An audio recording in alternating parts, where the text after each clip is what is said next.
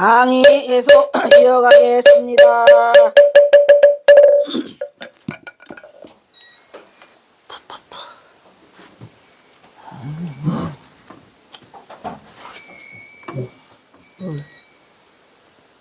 물.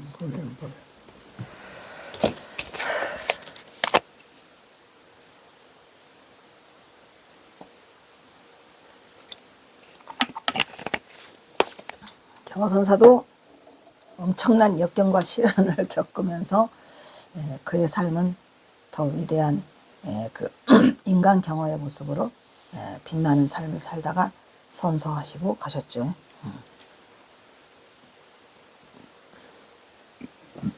여기서 정휴는 경허의 삶은 합격의 연속이었고 합격을 통해 깨달음의 자유를 실험했고 그게 아니라고. 무슨 합격을 통해서 깨달음의 자유를 실험하려고 지금 경허선사가 한가롭게 그렇게 한 게 아니고요. 쫓기는 몸으로 어떻게 살아도 대중의 시선을 피해보고자 좀 그런 행동을 하면은 그냥 사람들이 아유 저 인간은 쓰레기야 파랗고야 라고 하면 좋은데 그게 아니고 자꾸 신격화가 되면서 생불로 자꾸 존재감이 드러나는 바람에 경허선사는 엄청 괴로워했어요.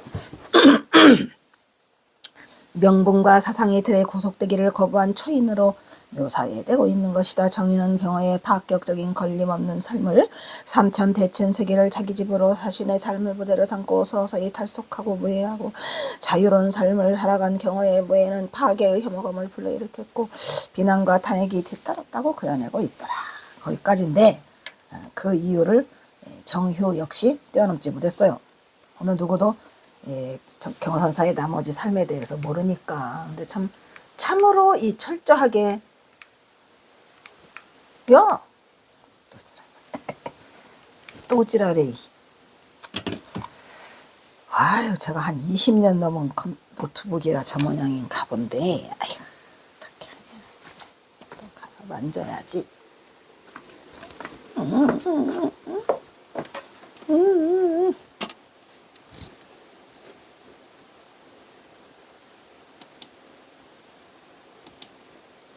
뭐냐? 맞아? 맞나 보다.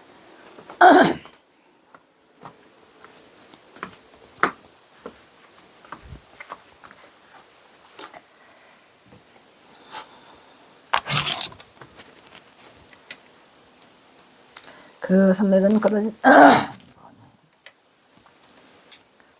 그러나 정의는 경의에 이러한 파격적인 삶은 그것은 치열한 구조정신의 표출이었고 치열한 구조정신의 표출이 아니에요. 경허선사는 이미 도를 다 구했고 이미 다른 깨달음을 얻었고 그냥 경허선사는 말 그대로 선풍을 일으키고자 하는 의지가 있었지만 그거에 앞서서 중생 구조가 먼저였고 거기에 또 맞춰서 이게 또 천봉준이라는 이 거목이 들어앉아가지고 거사를 꾸미는 바람에 경허선사는 구도정신의 표출이 아니었어요.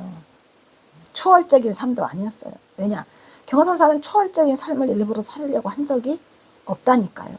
천장안에 계실 때는 말 그대로 보임이잖아요. 여러분 보임이 없으면 큰일 난다 그랬죠? 왜? 보임이 없으면 그냥 무너져요. 내가 그런 사람 여러 명 봤어요. 뭔가 좀 안닿고 깝죽대는데 그게 이어지지 않으면 그냥 무너져요. 오히려 해탈적 자유로 인식되고 이화되는 계기가 되었음을 강조한다는 점으로 그의 경허에 대한 인식은 대긍정을 넘어서고 있다고 말할 수 있을 것이다. 대긍정을 넘어서고 있어요. 더 이렇게 그 위대한 그걸로. 경허선사는 위대한 무슨 뭐 그거를 자기 자신이 내세우는 사람도 아니고 그냥 말 그대로 인간 경허예요. 깨달은 자의 모습을 보이는 인간 경허가 아니라 깨달았는데 그것을 어디로 보였어요. 그냥 중생으로 해양하는 바람에 여섯의 어려움이 굉장히 많이 따랐죠. 그 다음에 20번 황정수. 이 황정수는 그 경허의 선풍과 법맥이라는 책을 냈는데 경허만공의 선풍과 법맥이다. 이분도 동국대학교 박사학위 받으신 분이죠. 대신 경허가 아니고 경허만공. 황정수는 우리나라 최초의 경허 박사 논문자로 나오네. 경허에 대한 그의 평가는 당연히 긍정적이라고 말할 수 있다. 그 대신 경어 하나에 대한만 쓴 게 아니라 경어 만공을 같이 묶었어요. 특히 그는 경어문 중에 경어에 대한 존숭은 그러하여 그는 경어의 논문을 단세시킬 수라는 강연한 결과물이라고 본다. 그는 조선 후기로 접어들면서 불교계는 청어 휴정이 이룩한 산문수업 알죠? 연불, 타락신앙이죠. 연불, 간경, 그 다음에 선, 이렇게 세 가지.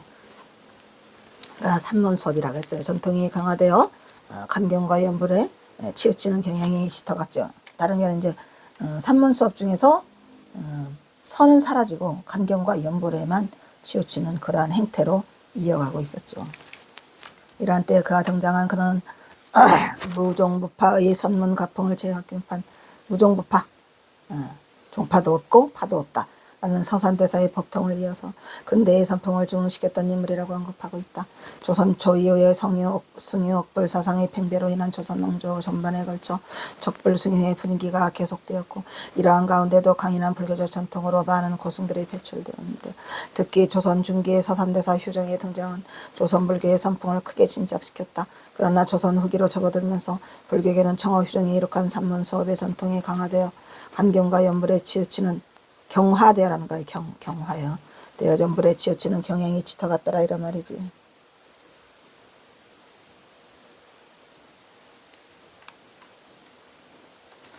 서산대사가 또 한 큰 일이 있죠. 조선 불교 도총섭이잖아요. 그래요, 안 그래요? 그래서 뭘 살리죠? 선조 때에 나라를 구하죠. 누구? 승군의 대장이 돼가지고. 그러니까 뭐 어떻게 보면은 이 서산대사가 하나의 맥을 이룰 수 있었던 것도 분기점이에요, 거기가.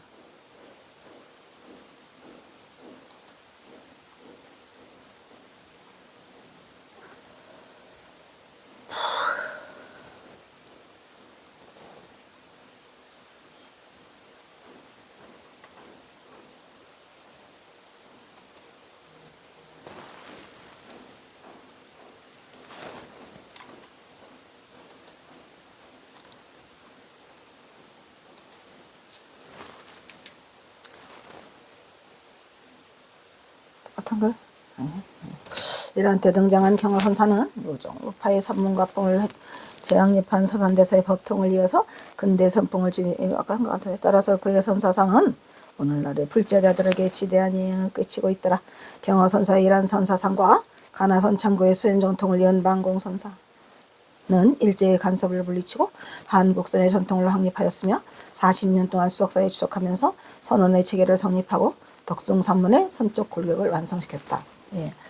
이 경화선사의 제자인 이 만공스님의 업적이라는 것은 어떻게 보면 경화만공이라고 할 만큼 경화선사의 사상과 경화선사의 제자로서 가장 많은 위대한 업적을 일으키신 분이 남겨놓으신 분이 이 만공선사예요. 왜냐하면 만공스님은 비구니 그것까지 다 만들잖아요. 비구니 선원까지 견성함이라고. 그래서 거기서 비구니를 제자로 받아들이고 비구니의 깨달음을 인가하신 분이 우리 만공스님이에요. 그러니까 대단하죠.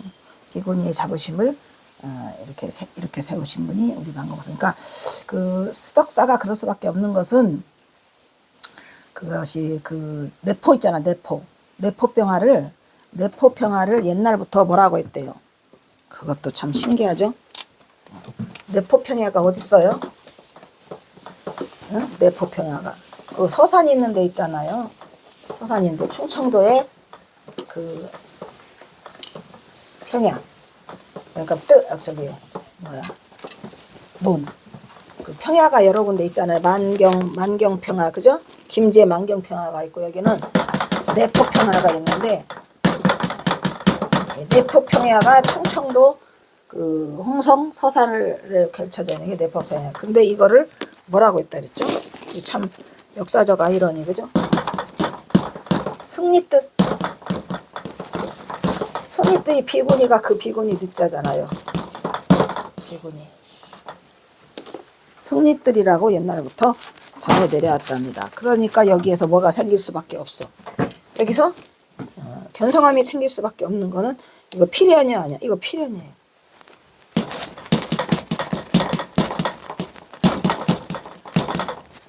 견성함이 생길 수밖에 없는 거는 필연이다 이런 말이에요. 그래서 여기 이제 견성함이 생기면서 이제 비구니를 제일 먼저 비구니가 법희 비구니, 그죠? 그리고 만성 비구니. 만성 비구니의 증손녀가 우리 일법스님, 경허스님 사진 저거 가지고 있는 우리 일법스님. 이런 것들이 다 하나하나 끈끈하게 이어져 오고 있는 필연적인 우리의 삶의 사건들이죠. 네, 이처럼 그는 자신의 논문에서 경허의 출현은 선문가풍을 제왕예판 서산대사의 무종무파의 선문가풍을 유력한 서산대사의 법통을 이어서 근대의 선풍을 중흥시켰던 인물이라고 평가하고 있으며, 따라서 그의 선사상은 오늘날의 불제자들에게 지대한 영향을 미치고 있다는 것을 들어보이고 있더라. 경허선사 가풍이 아닌 사람이 누가 있겠어요. 근데 실제로 있잖아요. 일반인들이 오히려, 우리 제가들이 오히려 경허선사를 더 이렇게 존숭하고 숭배하고 모시고 수행을 하려고 하지, 스님들은 정작 이게 어떻게 된 일인지 모르겠다니까요. 기가 막히고 어이가 없어요. 경허가 누구요? 언제부터 경허야? 이 수덕사에서 일어난 일이에요.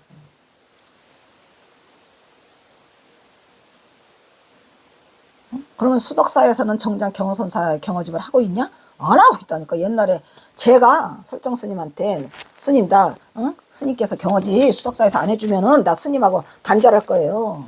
손절해서 저 영원히 안 할 거야 라고 하도 쫄라가지고 수덕사에서 딱 한 번 한 적 있죠. 설정 스님 총무원장 되기 바로 전해에. 그게 말이 됩니까? 아니, 왜 승려들이 왜 경허선사 경허집을 안 해? 선은 거기에 들어 앉아 있는데.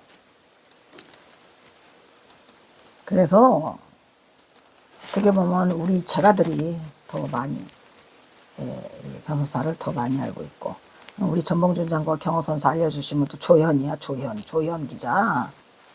응? 전봉준 장군 다 찾아온 것도 다 제가고.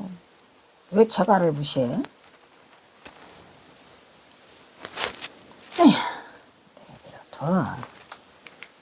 그리고 경허의 이러한 선사상과 가나선 참고의 수행정통은 을리은 반공으로부터 결부시킴에 이때 반공은 일제히 간섭을 물리치고 경허선을 한국선의 전통을 확립하였으며 40년 동안 수덕사에 추석하면서 선언의 체계를 확립하고 덕숭산문의 선적 홀격을 완성시켰다는 상기시키고 있죠. 왜냐면 거기 가면 수덕사가 선이 있는 게 아니라 정해사가 선이 있죠. 수덕사에서 올라가다 보면은 견성함이 먼저 나와요. 견성함, 그지? 그 다음에 정해사에 오고, 정해사에서, 완공스님이 추석하신 곳이 뭐랬죠? 금선대. 이거 경허스님, 이거 모시고 있잖아요. 그게 금선대고, 그 다음에 금선대보다 조금 더 위쪽으로 가면 전월사라는 데가 있어요. 마지막에 완공스님이, 추석하신 곳. 구를 전자에, 달월자에, 전월사. 달이 굴러가는 것을 보는 곳이죠. 그러니까 마지막에 거기서 열반을 하시게 되죠. 전월사에서. 그 다음에 21번 한중광. 이 한중광은 말했죠. 한중광은 스님이 아니고 중광 스님은 따로 있고, 걸레도사를 해가지고 중광 스님이 있어요. 아니고 이분은 그냥 일반인이에요. 저기 어디야, 석천호수에 있는 불교대학 강사예요. 지금은 또 이분이 또 이뻐서 난다더라고. 중광은 경허를 불교 사상사에서 위대한 업적을 남긴 선사로 보고 있다. 그의 생애와 업적을 엮은 책에서 경허를 기리의 성인으로 칭하고 있더라. 그리고 그는 기리의 성현. 자, 기리의 성현과 길 없는 길과, 여러분. 그리고 그런 경허의 위대한 이층과 응원한 탄생과 성장, 수행과 성도, 일반 등의 경허의 일생을 한중광은 기르의 성현으로 경허의 상상을 초월하는 수행의 이 없는 깨침. 이분이 기르의 성현을, 객차목이 기르의 성현인가? 뭐지? 책 제목.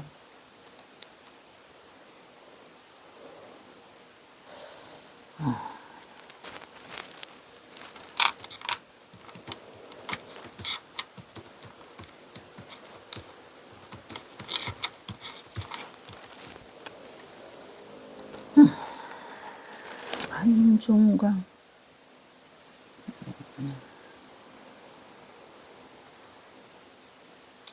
그런가 보네. 소제목이구나. 길의 성현 경허, 그 위대한 깨침과 옹원한 삶. 길이의 큰 스님. 제목은 길이의 큰 스님인가 보네. 어쨌든 그 책을 썼어요.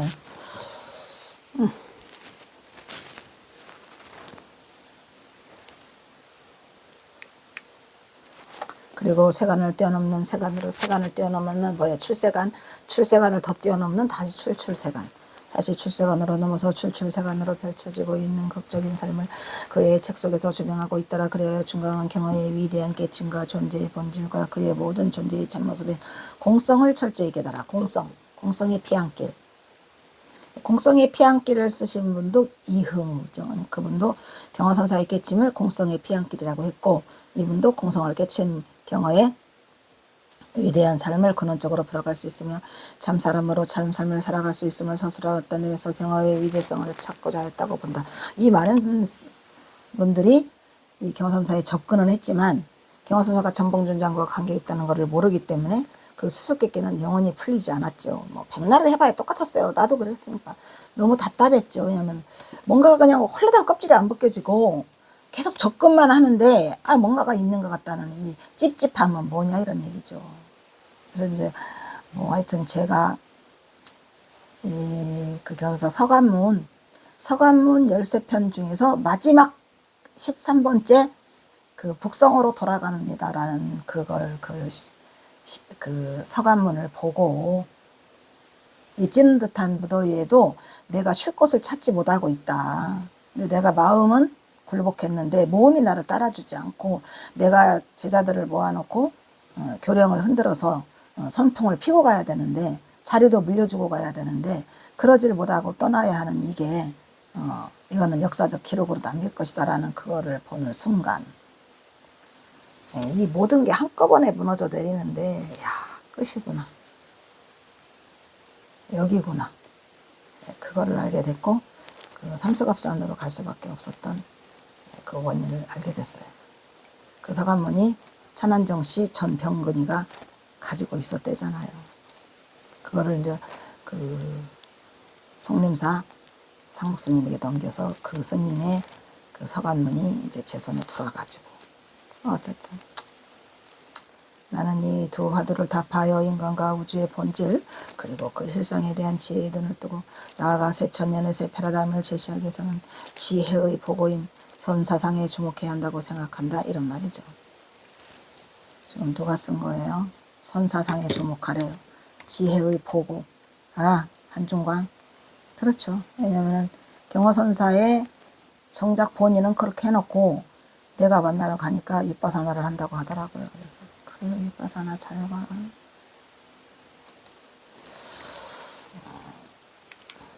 특히 2500년전의 불교 사상사와 1600년의 한국 불교 사상사에서 찬란히 빛나는 위대한 인물 가운데 태산북도라고 할 수 있는 저 한국 근대사의 중앙적인 경어의 위대한 깨침과 옹환한 삶 속에서 근데 태자를 저 태자를 쓰나? 태산? 응? 내가 쓴 거 아니에요. 나도 몰라 바빠. 경어 1846년 1900 이것도 지금 한중강이 쓴 건데 그대로 저는 이거를 그대로 뺏겨온 거죠. 근데 1846년이 아니고 1849년이에요. 한국사의 찬란히 빛나는 거성이자 지구한 영혼의 거정입니다. 한국 불교사의 우뚝 솟은 비로봉이자 방하를 로 근대선에 드는 성스를 꽃피운 대선사이시다. 경선사는 방을 썼을까요? 경선사 하를 썼을까요? 썼어요. 언녀가 한국 불교의 첫 새벽이라고 한다면 진울은 한국 가나선의 첫 새벽. 한국 불교의 첫 새벽은 원효. 한국 가나선의 첫 새벽은 진울이고 서산은 한국 중세선의 첫 새벽이고 그 다음에 이제 제가 한 게 아니고 이거는 한중광. 경어는 한국 근세선의 첫 새벽이었더라. 역사는 인물을 낳고 인물은 역사를 빚는다. 이 역사라는 말을 이분도 쓰시긴 쓰셨는데 이 역사까지 가고는 그럼 뭔 역사? 뭔가 숨어있는 역사. 불교가 아닌 역사. 뭔 역사? 이게 뭐야? 예, 그러한 수많은 그 의구심을 품고 저는 어쩔 수 없이 박사 논문을, 여기 지금 박사 논문이 끝머리거든요. 그냥 마무리할 수밖에 없었어요. 역사는 현재를 비추는 거울이고 인물은 우리를 비추는 거울이다. 한국 역사관은 대성현이요 대선사이며 대자유인이며 대시인인 경허가 빚은 깨침의 거울은 인간과 우주의 본질과 그 실상에 대한 지혜의 눈을 열어줄 것이며, 여기까지는 이제 깨달음의 경지고, 경허가 빚은 삶의 거울은, 그래서 삶의 이 거울이 바로 전몽준 때문에 빚어진 거죠. 우리가 지향해야 할 영혼의 진리의 삶이고 크나큰 자유의 삶이며 대해탈의 역사를 보여줄 것이다. 뭐 이 한중광도 뭐 그가 뿜어낼 수 있는 미사여구를 다 뿜어내도 전봉주는 안 나와요. 안 나왔죠. 이처럼 중광은 저자로서 신라의 해숙과 해공, 이 해숙과 해공도 내내 그때 당시에 원효 당시에 있었던 이름 있는 그 승려들이죠. 근데 선승들은 아니에요. 그때는 선이 없었기 때문에. 해숙, 해공, 대안. 대안은 원효와 같이 짝을 이루고, 해숙과 해공이 짝을 이루고 대안과 원효가 짝을 이루죠.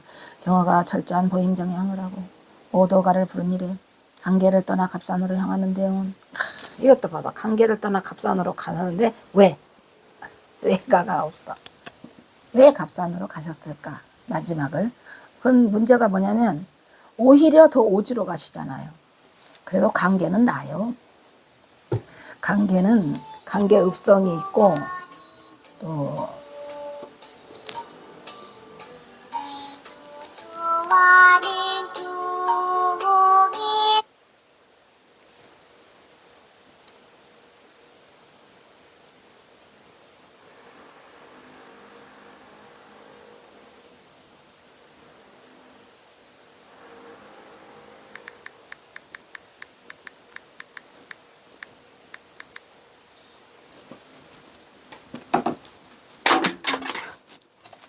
오 마이 갓. 우와.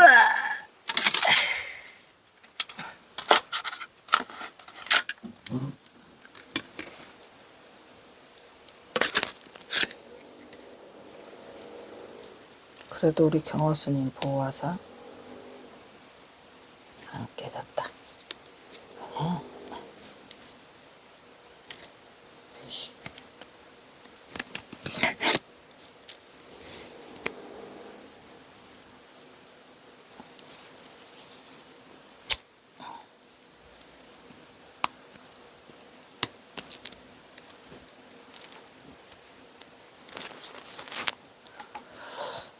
덕분에 저거 보여줘야 되는데 생각나. 이번에 경허의 본맥과 그 제자들 책 펴냈죠? 잊어버려. 맨날 잊어버려.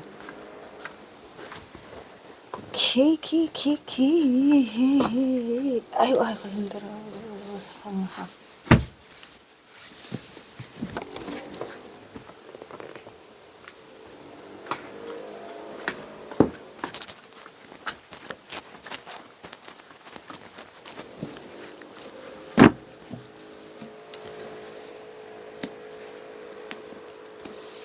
경허의 본맥과 그 제자들 다시 볼 수 없어서 어쩔 수 없이 펴냈어요. 일단은 페이지 수도 엄청 많아요. 또 상, 이거는 하, 막파를 향해 가고 있습니다.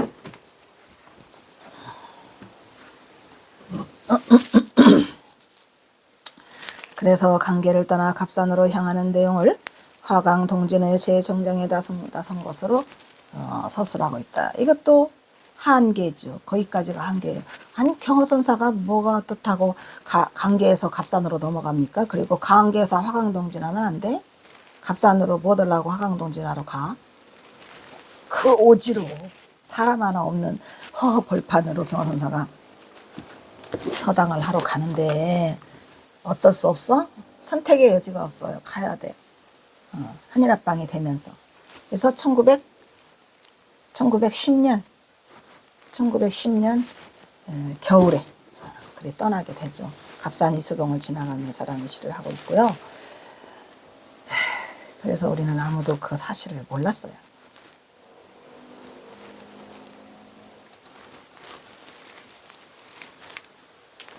그리하여 경어가 박난주라 이름하고 머리를 기르고 선비의 옷차림을 하고서 삼수갑산 일대의 아이들을 가르치고 백성들과 더불어 살아가며 때로는 거리에서 때로는 술집에서 행한 그 모든 것은 동체 대비의 방편이라고 기술하고 있더라. 누가? 한중국. 자, 22번째 최종진. 이분도 학자예요. 최종진 역시 경화의 평가를 조선시대의 숭의 족불 정책으로 인하여 미미한 명맥만 유지하던 한국 불교의 새로운 활력과 선을 중흥을 불러일으킨 사람이 바로 경허성우더라 라고 결론 내리고 있다. 여기는 잘 써있네. 1849년에서 1912년 4월 25일 1849년 8월 24일 이처럼 경화에 출연한 한국 선불교의 희망으로 이런 때 홀로 수행 도노아니가 경어라는 것을 크게 부각시키고 있다는 것을 알 수 있다. 이제 끝나. 조선시대의 숭의 족불 정책으로 해서 미미한 이거는 겹치는 거 아니지? 새로운 활력과 선의 중흥을 일으킨 사람이 바로 경어성우이다. 경어가 출현한 시대의 상황을 살펴볼 때 정법은 극도에 침체되고 정법이 어딨어? 선법 그 법명마저 끊어져 선지식은 어디에서 찾아볼 수가 없었던 시기이다. 이러한 때에 홀로 수행하여 도노한 이가 경어이고 그래서 각종 문헌에는 경어의 모습을 보면 선에도 철저 각종 문헌의 경어의 모습이 아니고 이것은 만공 스님이 그 다비식을 하면서 쓰신 거죠. 선은 부처를 능가했고 악은 호랑이를 능가했더라. 선에도 철저하고 악에도 철저하며 문장과 빌법에도 모두 뛰어난 세상에 드문 위인이며 장신 거구의 구척장신이죠. 거구의 지기는 과강하고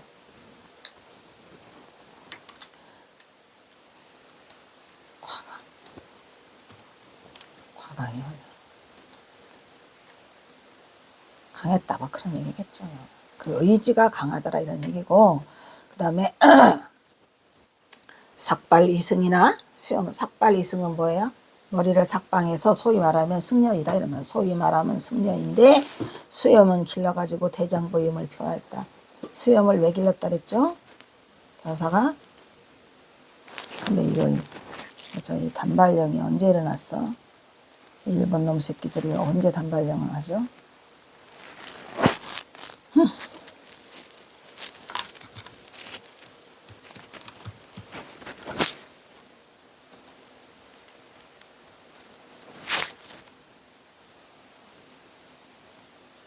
단발령 몇 년이요? 단발령은 1895년 가보동학농민 일어난 이듬해 1895년 누구 전봉준 사형하고 천봉준 사형하고니까 경호선사가 그거 했다는 게 맞죠. 1895년 12월 30날 음력으로는 11월 15일 내 공포에서. 그러니까 단발령에 반대하려고 경호사는 머리를 길렀다는 게 그 말이에요. 경호선사는 전봉준 장군을 처형시킨 그해 경성에도 가기 싫어했고 그 해에 그 11월 15일 날 그 11월 15일이면 경호선사 모두 아신 날인데 이것들이 응? 그래서 일부러 수염을 기르고 머리를 조금 하고 이러고 다니셨어요. 삭발이승이라고 하나 수염을 길러서 대장부임을 피다 그게 아니고 단발령에 반대해서 그랬다. 왜 어쩔래? 이에 대하여 종교적 천재 맞는 말 같으네. 왜? 유불선에 통달했잖아요. 유불성 상교에 통해서 종교적 천재 소리 들으면 딱 맞죠. 그리고 근세 한국 불교의 중흥조 등의 수식어가 붙는다라고 하고 있어요. 자, 그 다음에 마지막 그리고 경어의 선에도 철저하고 악에도 철저하며 빌법에도 모두 뛰어난 상의 도문이라는 것을 언급하고 경어의 철중한 해목까지도 장신 거구의 기기는 과강하고 탁발이승이나 수염은 길러서 대장부를 피웠다는 설명하면서 이에 대하여 종교적 천재라고 하고 한국 불교의 중흥조라까지 극찬하고 있다는 것을 알 수 있다. 누가 그랬댔죠?